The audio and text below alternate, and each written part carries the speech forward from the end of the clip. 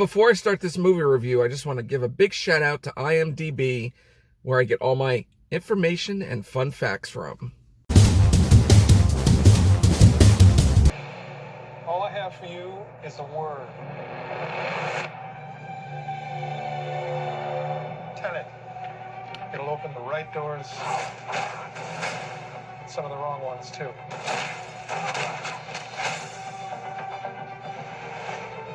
Use it carefully.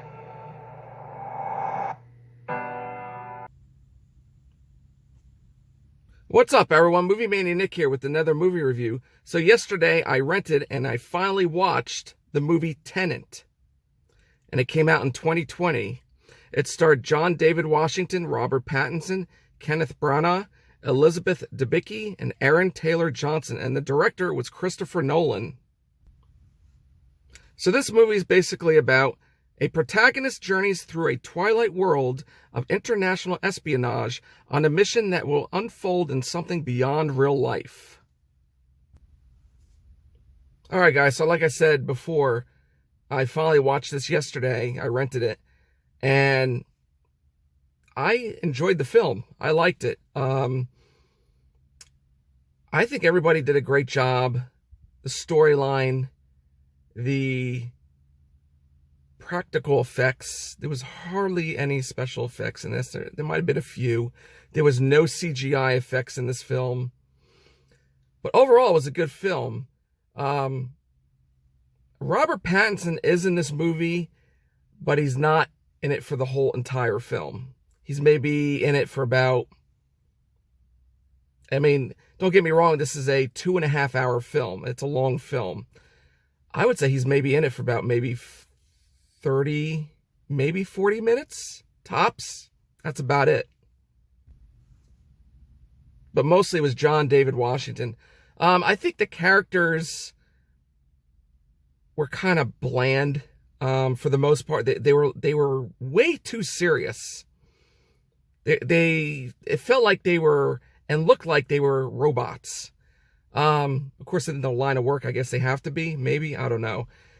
I mean, there were a few parts, and I mean very few parts that you would see or hear maybe a funny line or they did something funny.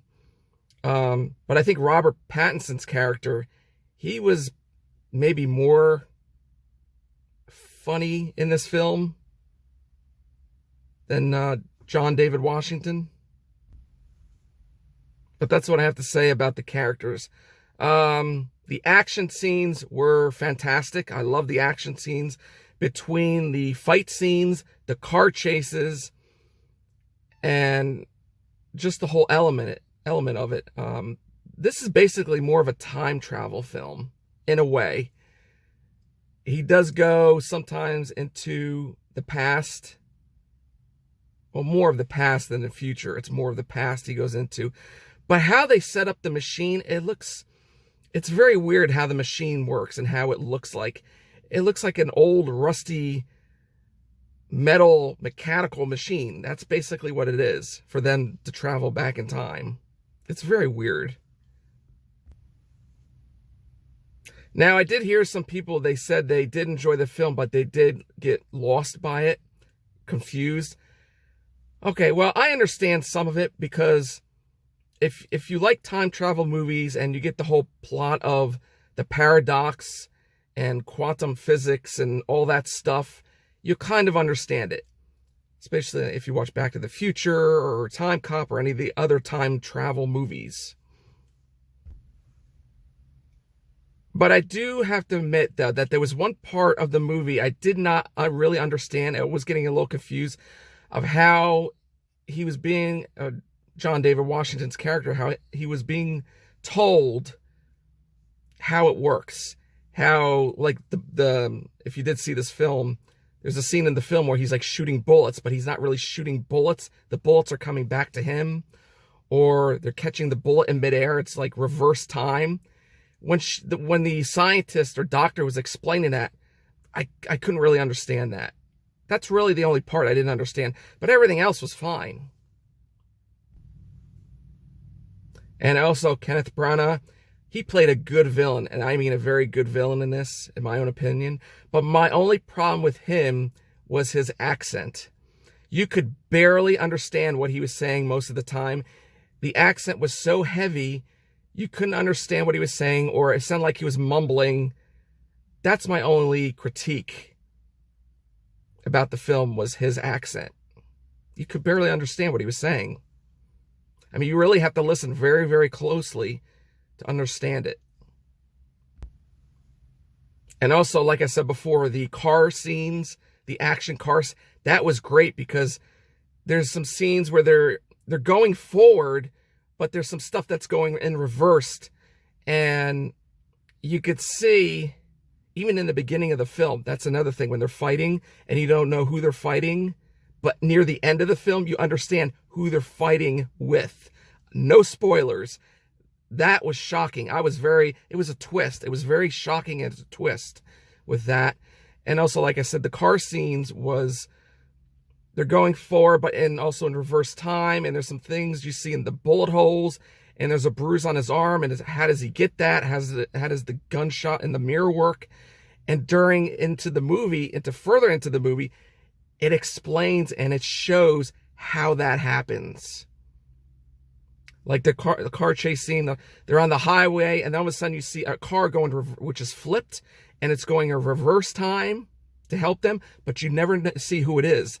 Most of the windows in the cars are tinted. You never see who it is. And during watching the movie later on, you see who it is, and it's like, oh my God, that was the person. That was very interesting. I like how Christopher Nolan did that. That was very cool. And also the music, if you listen to the music very carefully, most of the times if they're ever in a action scene or a fighting scene and there's music playing, or if it's going in reverse time, the music is actually going in reverse time. That was cool also. But there's a lot of interesting and awesome, cool things about this film I did enjoy. Like I said, I enjoyed this film. I highly recommend to see this film, especially if you like time travel movies, or going into the future or the past or anything like that, or reverse time, quantum physics. This is a movie to see. You'll definitely enjoy this. I mean, you could probably see this on Netflix, Demand, anything that's out there. I mean, I rented this film on Redbox, so even better. It was very quick and easy. Got it, watched it, very good. And now it's time for fun facts. Composer Ludwig Göransson completed the soundtrack by putting together individual recordings of the musicians in their homes. This movie contains no green screens, just practical effects. This includes the inversion sequences in which Nolan chose to shoot each scene twice, one time moving forward and one with the actors doing everything backwards. This film has only 280 VFX shots. That's less than most romantic comedies. In addition to performing stunts backwards, the main cast actually learned how to speak in reverse for their roles. Though the film is not meant to be scientifically accurate, it is based roughly on actual science. Custom equipment and lenses were made for the film that allowed IMAX cameras to be used more heavily. Robert Pattinson did a lot of his stunt driving in the film. Now, there is a plane crash scene in this film, and it's very cool. But here's the fun fact about it. The plane crash sequence was not allowed to taxi under its own power. It was pulled down the runway, then a cable was connected to pull the plane to guide the actual impact. The film's title, TENET, is a palindrome. It is a word that reads the same backwards as forwards. The production budget was $205 million. And I'll tell you right now, because of what was going on last year with the movie theaters closing and everything, I'll tell you right now, they probably did not make that much money back as if they spent to make this film, unfortunately. But if everything was open, it would have made a lot more money. And finally, Throughout the film, the color red is used to indicate time going forward, and blue is used to indicate a time inversion, which means reverse time. And that's it, guys. That is my movie review for Tenet, which came out in 2020. I hope you guys enjoyed that. As usual, smash that like button, support, share, hit that notification bell, notify my next video or vlog will be up. Also, check me out on Instagram under the same name, Movie Mania Nick. And remember, stay safe, be excellent to each other, and party on, dudes.